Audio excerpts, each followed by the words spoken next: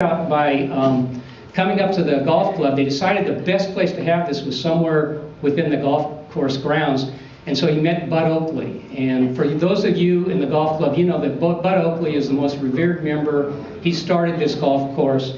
We play a tournament every October. It's named the Bud Oakley. There's a room over here, the very quaint one with the fireplace. It's called the Bud Oakley room, and there's a big picture on the wall of Bud Oakley. Well, Bud Oakley took a liking to Jack Weber, and Jack explained what he was trying to do, and Bud said, look, I can't do anything about this, but I'll introduce you to the board of the men's club. So a couple weeks later, Jack gets a call, and 3 board members meet him at the snack shack, and basically 2 guys did all the talking, and they said there's no way a tennis club is going to be on this golf course or even near this golf course. They said basically that tennis players and tennis was an unsavory sport, and they did not want anybody in tennis clothes up at the snack shack. However, the 3rd guy didn't say a word until the end, and he said, you know what, Jack, I'll look around and see what I can come up with.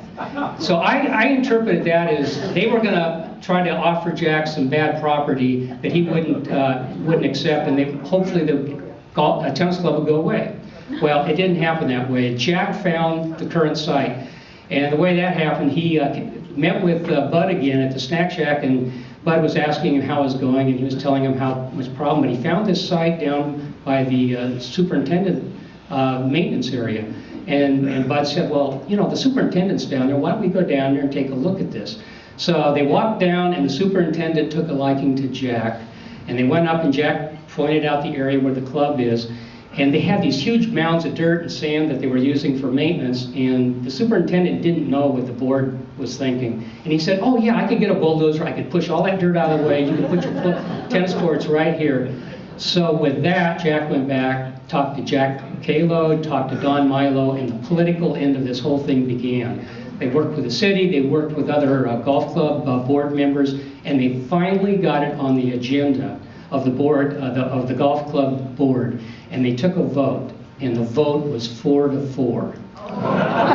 And apparently somebody had to recuse himself from the vote.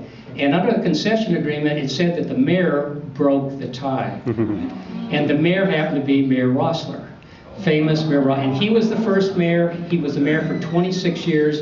He lived on a 2-acre estate down on Pvtc Drive West in Coronel. If you've been to it, it's fantastic. And guess what? Mayor Rossler had a tennis court, and Jack Weber was teaching his daughter tennis. So the tie was broken. That's how, you know, the rest is history, fortunately. But the history after that was very difficult. And in 1960, Fred Hartley, I don't know if any of you knew Fred Hartley, but he was the chairman of Union Oil of California.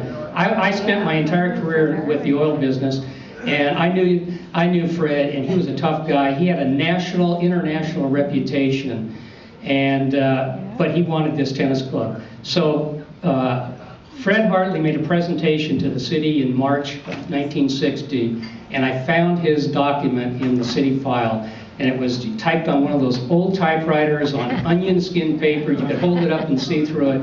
It was double-spaced, so if you made an error, you could correct it, and he made the presentation. Also in that file was a letter of protest, and the person living across the street on Paseo del Campo said, this was a terrible idea. This was the most valuable property in the city, and we shouldn't, you know, ruin it with a tennis club. The tennis club couldn't raise enough money to build the courts or maintain them, and besides that, he didn't want cars driving up at night with their headlights shining across the thing into his living room. Little did he know that eventually we would have lights on the courts. That's a whole other story that Jack got involved in. Well, in 1961, as Jim said, we got a concession agreement approved. And so at that point, 2 things happened. We had a group that was led by Bill Diston and Bud Clare, and they got the phone book for Palos Verdes Estates. They called every resident. Because the city had these restrictions, you could only be a resident to join. And so they started calling. At the same time, the city required that all the bidding on this project be done with fixed bids. They didn't want to have any overruns. And so they got all the bids, and Jack Kalo spent all of his speech talking about all the members that donated their time